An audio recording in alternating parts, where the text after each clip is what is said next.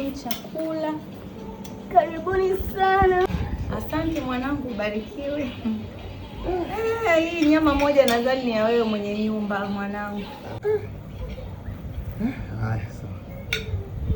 Ongeleni mwanangu, mmejenga hapa, mmejitahidi.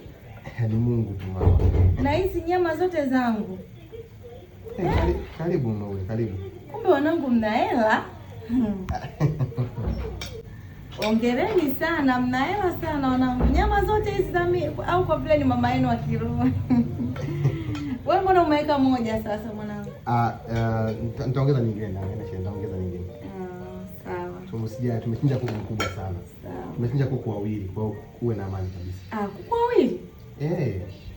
Kumbe kuku wawili mwanangu.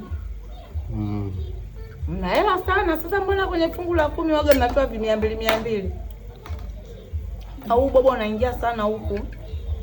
Wanangu mnatoaga 1000 afu leo nakuja hapa mnachinja kuku wawili. Mungu awabariki lakini. Nyama za kawaida tu hizo mama.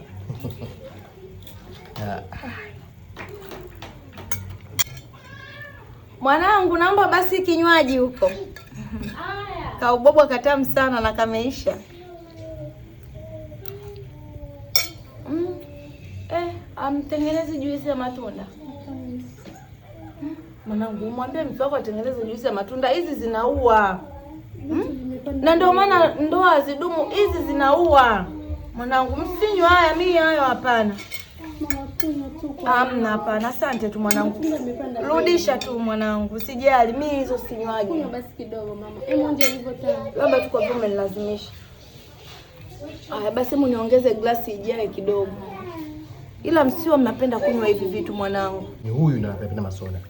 Sio mimi kabisa, mimi sipendelei soda. Ni huyu. Kwa kweli mjirekebishe, zinamaliza nguvu hizi mwanangu.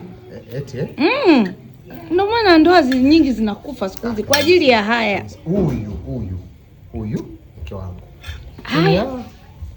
Sawa. Asanteni kwa chakula, nimeshiba. Asante sana. Mungu awabariki.